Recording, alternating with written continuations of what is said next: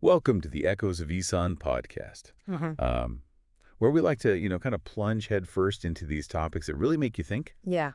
So today we're going to be exploring Sahih Bukhari Hadith, Book 77, Divine Will, Al-Qadar. Okay. I think a lot of our listeners have probably been wrestling with some pretty big questions about fate and free will, right? Right. If everything's already been decided, do our choices even matter? Yeah. How does all of this fit in with faith and living a life that really, truly counts? It's a bit of a mind bender. I get it. Absolutely. It Uh-huh. is. These are questions that philosophers and theologians have, debated for centuries, Yeah. and they're deeply personal too. This struggle to understand our place in the universe, Hmm. to figure out if we're truly in control or just along for the ride. Right. It's a universal human experience. It is. And what's fascinating is how different traditions offer different perspectives on this mystery. Totally. Yeah. And this book, it delves into the Islamic perspective on destiny, right? Yeah. Even if you don't personally subscribe to Islam, exploring these ideas can offer a fresh lens Mm-hmm. for looking at your own beliefs and experiences. Exactly. Think of it like traveling to a new country. Okay. You might not adopt their customs entirely, but you'll inevitably gain a broader perspective on your own culture just by seeing how others do things. I like that. That's what we're doing here. We're exploring a specific worldview to gain a deeper understanding of the human condition Yeah. as a whole. Okay. I'm ready to embark on this mental journey. Yeah. Where do we even begin with such a massive concept? Well, why don't we start right at the beginning? Okay. Literally, Hadiths 593 and 594 paint a rather striking image. Okay. Imagine an angel present at the very moment a person is conceived, Okay. recording their destiny, their lifespan, their provisions, Yeah. and even their ultimate fate. Whoa, that's heavy stuff. Ugh. It's like our life story is being written before we even take our first breath. Right. Makes you wonder if we're really the authors of our own lives or just characters in a pre-written play. It's a bit daunting, to be honest. I can see how it could feel that way, but here's where context is key. Okay. In the Islamic tradition, this isn't about a rigid, deterministic universe Yeah. where we're simply puppets on strings. Okay. It's about God's knowledge encompassing all possibilities, past, present, Mm-hmm. and future. Okay. Imagine it like God having a blueprint Okay. of all potential paths you could take based on your innate qualities Yeah. and the choices you might make. So it's less about a fixed destiny and more about a roadmap of possibilities. That's a great way to put it. It's like God knowing your potential lays out a course, Okay. but you still have the freedom to navigate within that framework. Mhm. Your choices matter because they determine which of those potential paths you Yeah. ultimately take. Okay. That makes me feel a bit less like a character in a predetermined play. Good. But it still raises the question. Okay. If God already knows the choices that I'm going to make, how can I truly be free? It's a bit of a paradox, isn't it? It absolutely is. And that's the heart of the free will versus predestination debate. Mm-hmm. And it's not just an intellectual puzzle. It has real implications Mm-hmm. for how we live our lives. Right. If everything is preordained, Right. why bother striving for good? Exactly. Why worry about making the right choices? Exactly. And this is where things get even more interesting. Hadiths 593 and 604 describe something that seems to contradict Okay. this whole idea of a fixed destiny. They talk about people acting in ways that seem completely opposite Yeah. to their supposed fate. Okay. Like some who are destined for paradise might act like they're heading straight for the other direction, Mm-hmm. and vice versa. It's a real head scratcher. It is. And this is where the concept of last actions comes in. Okay. Think of it like this. You might be on a winding road with many twists and turns, Okay. but it's the direction you're facing at the very end of that road Okay. that ultimately determines your destination. Someone who starts off on what appears to be a negative trajectory can, through their choices and actions, change course and end up somewhere completely different. And conversely, someone seemingly destined for paradise could stray from the path. So it's not just about where you're headed, but the choices you make along the way, and especially those final defining choices. Exactly. This concept emphasizes the dynamism of our lives, Yeah. the constant potential for change and growth. Right. And it adds another layer to this idea of free will. Even if God knows all the choices you might make, the actual act of shaping your path through those choices is where your freedom lies. Okay. That makes me feel a bit better. Good. It means I'm not just a passive passenger in my own life, Yeah. but it also makes me think about responsibility. Okay. Does knowing about this final actions concept make me feel more or less responsible for my choices? Like if I know that one wrong step at the end could throw everything off, wouldn't that make me even more anxious? That's a really insightful question, and it speaks to the human struggle to find balance Yeah. between faith and action. On the one hand, we have this idea of God's plan, Right. this comforting knowledge that we're not alone in Yeah. navigating the complexities of life. Hmm. But on the other hand, we have this responsibility to make choices, Right. to actively shape our lives, knowing that those choices have real consequences. It's almost like a dance between surrender and striving. It We is. surrender to the knowledge that there's a larger plan, a Mhm. divine wisdom that we Yeah. might not fully grasp, Hmm. but we also strive to make choices that align with our values, Right? knowing that those choices contribute to the unfolding of that plan. Yeah. It's a lot to wrap your head around. It absolutely is. But don't worry, we're just getting started. Okay. There are so many more layers to unpack, Yeah. so many more fascinating stories and insights to explore, Okay. and perhaps through these explorations we can start to find some peace amidst this beautiful, bewildering mystery.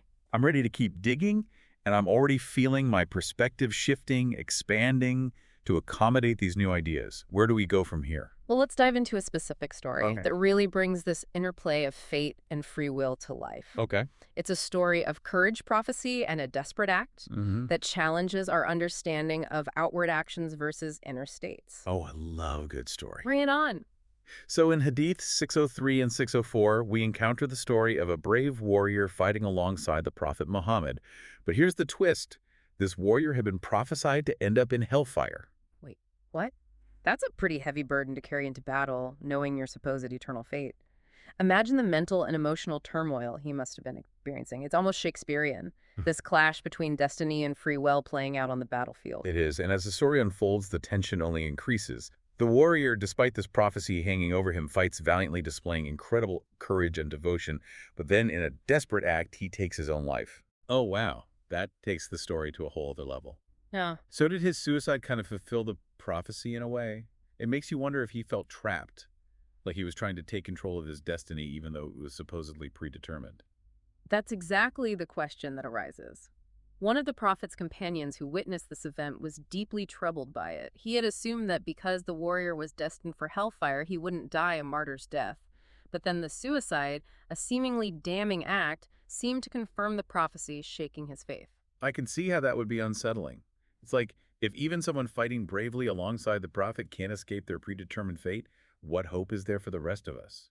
It really throws into question our understanding of actions and consequences. And this is where the prophet's clarification is crucial. He explained that Allah may support Islam even through a wicked man. The warrior's bravery, his outward actions, served a purpose in the grand scheme of things, even if his ultimate fate was hellfire. This distinction between outward actions and inner states is paramount. It's a powerful reminder that we can't judge a book by its cover, or even a person by their actions. There are layers of complexity to the human experience that we simply can't grasp from the outside. It also makes me wonder if even someone destined for hellfire can contribute to good. Does it mean our actions have inherent value regardless of our ultimate destination? That's a profound question, and it brings us back to the core of this discussion. It's not about knowing the ending, but about choosing the path that resonates with our values, that aligns with our understanding of right and wrong. The warrior, despite his inner turmoil, chose to fight bravely to contribute to a cause he believed in, and those actions had an impact regardless of his predetermined fate. It's a bit like saying, play the hand you're dealt to the best of your ability. You might not know the outcome of the game, but that doesn't mean you shouldn't strive to make the best moves possible. Exactly, and this idea is further emphasized in Hadith 604, which retells the story with an additional detail. The prophet tells his companions that a man may do the deeds of the people of the fire while actually belonging to paradise and vice versa. He concludes by saying that the rewards of deeds are decided by the last actions. Whoa, that's a lot to unpack. So it's not just about the overall balance of good and bad deeds throughout our lives, but the direction we're facing, the choices we're making at the very end. That adds a whole new dimension to the concept of repentance and redemption. It absolutely does. It's never too late to change course, to realign ourselves with what we believe is right. This concept underscores the power of free will, even within the framework of divine will. It's a message of hope and accountability. We're not just passive recipients of fate, but active participants in shaping our own destinies right up until the very end. Precisely. And this brings us back to the fundamental tension between surrender and striving. We surrender to the knowledge that God has a plan, that there's a wisdom beyond our comprehension, but we also strive to make choices that align with that plan, to live lives that reflect our understanding of good and truth. It's a complex dance, and I'm starting to see how these concepts are less about providing definitive answers and more about prompting us to ask better questions. That's a wonderful way to put it. These explorations are meant to spark introspection, to challenge our assumptions, and to deepen our understanding of the human experience within a framework of faith. It's a journey of discovery, not just of knowledge, but of self. I was feeling a bit overwhelmed, but in a good way. It's like all these preconceived notions about fate and free will are being shaken up, rearranged into a more nuanced, multifaceted understanding. I need a moment to process all of this. That's perfectly understandable. Take your time, let these ideas settle. We'll continue exploring these hadiths layer by layer, and I have a feeling this journey is only just beginning. Okay, deep breath. I'm ready for the next layer. What other insights await us in these ancient texts? Let's shift gears a bit and consider situations where individuals might feel they have less control over their circumstances. Hadiths 596 and 597 delve into the sensitive topic of children who die before reaching an age of accountability and the children of non-believers. These are definitely tough questions, the kind that can keep you up at night. When faced with the loss of a child, especially one who hasn't had the chance to make their own choices, it's natural to question the fairness of it all. And the idea of children inheriting the beliefs or lack thereof of their parents raises all sorts of theological and philosophical dilemmas. It's a testament to the depth and comprehensiveness of this collection that it doesn't shy away from such difficult questions. The Prophet Muhammad was often approached with these types of inquiries, seeking guidance and solace in the face of life's uncertainties. And his responses, as recorded in the Hadiths, offer a glimpse into how the Islamic tradition grapples with these profound mysteries. So what does the Prophet say about these heartbreaking situations? Well, Hadith 612 serves as a potent reminder of God's ultimate authority, stating that no one can withhold what God gives, and no one can give what he withholds. It's a powerful statement about the limits of human power and the vastness of God's dominion. It makes you realize how much we take for granted, thinking we're in control, when ultimately everything comes from and returns to a source far beyond our comprehension. Exactly. It's a humbling thought, but also a comforting one. Knowing that there's a divine order, a wisdom beyond our understanding can bring a sense of peace amidst the chaos and uncertainty of life. So it's not about giving up or resigning ourselves to fate, but about recognizing a higher power and aligning ourselves with that divine will. Precisely. It's about surrendering to the knowledge that we're not the sole authors of our destinies while still striving to live lives that are meaningful and virtuous. And Hadith 613 offers some guidance on how to navigate that space between surrender and striving, doesn't it? It does. It advises us to seek refuge in Allah from the difficulties of calamities, a bad end, and the malicious joy of our enemies. It's a reminder that even amidst the complexities of fate and free will, we're not alone in facing our trials. God is always there as a source of comfort, strength, and guidance. It's like saying, I'm doing my best, but I'm also acknowledging that I need help and I'm turning to a higher power for support. That's a beautiful way to put it. It's about recognizing our own limitations and seeking solace in the divine embrace. It's about acknowledging that even within a framework of divine will, we have the agency to choose how we respond to challenges and to seek help when we need it.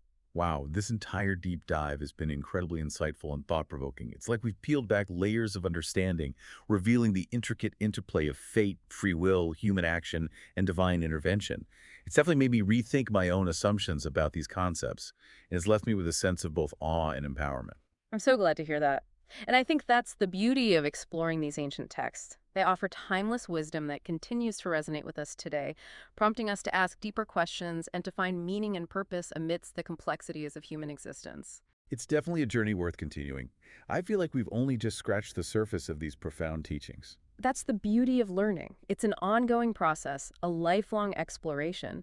And these hadiths offer a rich tapestry of insights that can continue to unfold and deepen our understanding over time. Well, for those listening who are as fascinated by this topic as we are, we highly recommend diving into the full text of Sahih Bukhari Hadith, Book 77, Divine Will, Al-Qadar. There's so much more to explore, and each reading can reveal new layers of meaning. It's a journey of both the mind and the heart, a quest for understanding that can lead to profound personal growth and spiritual insight. And on that note, we'll wrap up this deep dive into the fascinating and complex world of Islamic teachings on destiny and free will. We hope this exploration has sparked your curiosity and inspired you to continue seeking knowledge and wisdom wherever it may be found. Until next time, may your reflections be insightful, your choices be guided, and your hearts be filled with peace.